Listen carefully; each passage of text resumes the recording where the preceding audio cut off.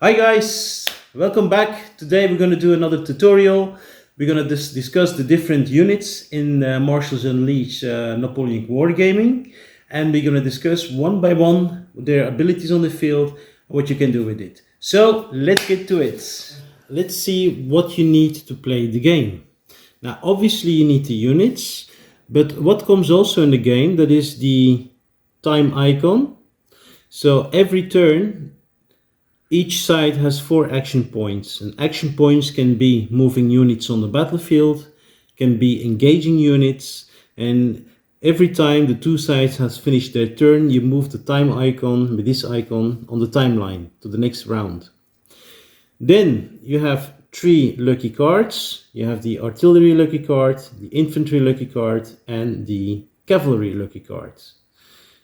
Then we have the 2 dices. We have 1 infantry dice and we have 1 artillery dice.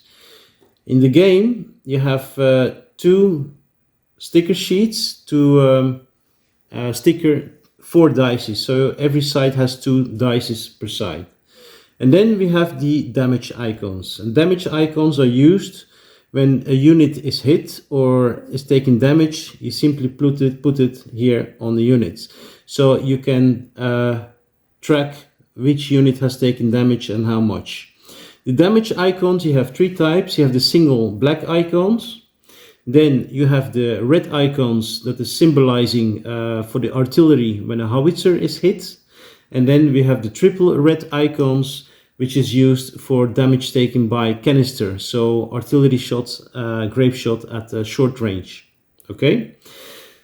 Now, the types of units that we have in the game. We have 4 types of units in Marshals Unleashed. We have the infantry, we have the cavalry, we have the artillery, and we have the generals and the commanders. Now, the infantry is divided into 5 classes, going from class 1 to class 5.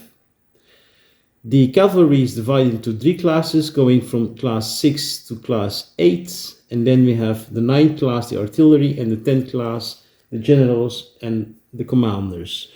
Now, supreme commanders like Wellington or Napoleon doesn't have a class because they are supreme commanders.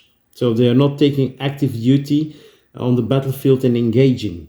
And they're only there to add their influence on the troops.